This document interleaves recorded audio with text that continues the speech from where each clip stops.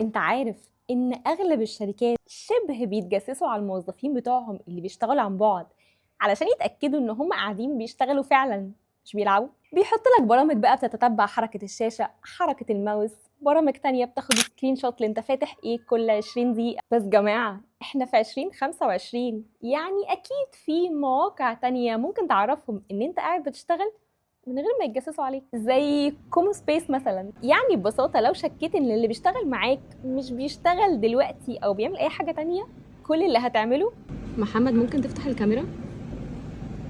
بس كده هيفتح الكاميرا وهتأكد ان هو قاعد قدام الجهاز بتاعه وبيشتغل وزي الفل. كمان كومو سبيس هو مكتب كده افتراضي، يعني انت لو بتشتغل او عندك تيم ممكن تتجمعوا كلكم وتقعدوا تشتغلوا مع بعض اكنكم في مكتب واحد بالظبط. واكتر حاجه انا بحبها فيه ان التعامل انسان لانسان، يعني لو عايز تقول لاي حد اي حاجه في اي وقت بتقوم وتروح تقول له، وكمان بتحس انك بتعمل حاجه فن كده. بس كده لو انت عندك تيم بقى كلهم بيشتغلوا من بلاد مختلفه او عن بعد، جرب كومو سبيس.